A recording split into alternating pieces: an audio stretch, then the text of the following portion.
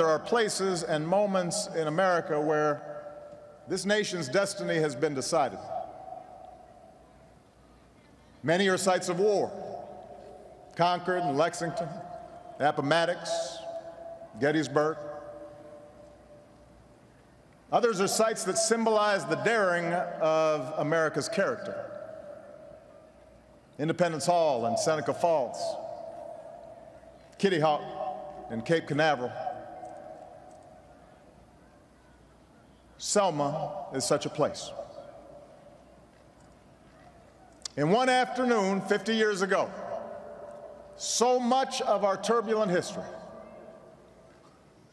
the stain of slavery and anguish of civil war, the yoke of segregation and tyranny of Jim Crow, the death of 4 little girls in Birmingham, and the dream of a Baptist preacher, all that history met on this bridge. It was not a clash of armies, but a clash of wills. A contest to determine the true meaning of America.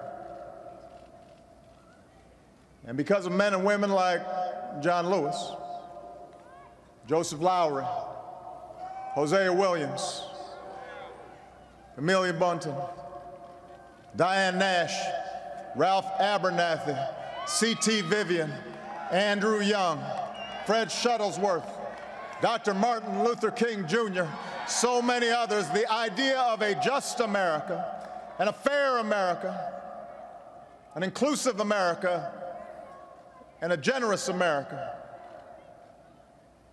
that idea ultimately triumphed. Now, as is true across the landscape of American history, we cannot examine this moment in isolation. The March on Selma was part of a broader campaign that spanned generations. The leaders that day part of a long line of heroes. We gather here to celebrate them.